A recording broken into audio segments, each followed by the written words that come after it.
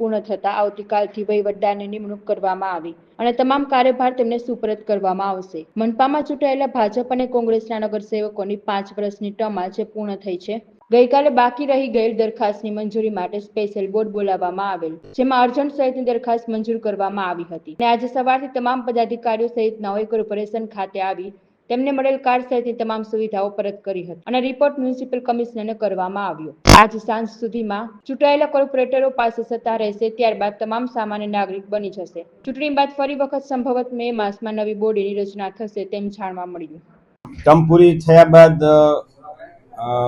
ગઈકાલે જે general board પૂરી થઈ પછી બધા પદાધિકારીઓએ જે ગાડી યુઝ કરતા હતા એ ગાડી ડ્રાઈવર સહિત આપણને ફાયર બ્રિગેડમાં જમા કરાવી આપેલ છે અને એ બધી આપણે ગાડી ડ્રાઈવર સહિત જમા લઈ લીધેલ છે।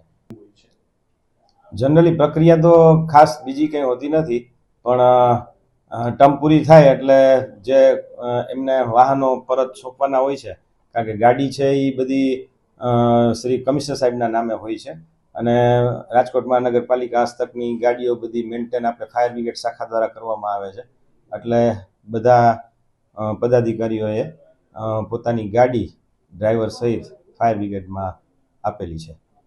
હા, ડ્રાઈવરને અમે શિફ્ટ વાઇઝ ડ્યુટી જે અમારે ફાયર બ્રિગેડમાં આવતી હોય છે એ જ પ્રમાણે અમે એ લોકોને શિફ્ટ વાઇઝ ડ્યુટી આજથી ફાળવી દીધી છે।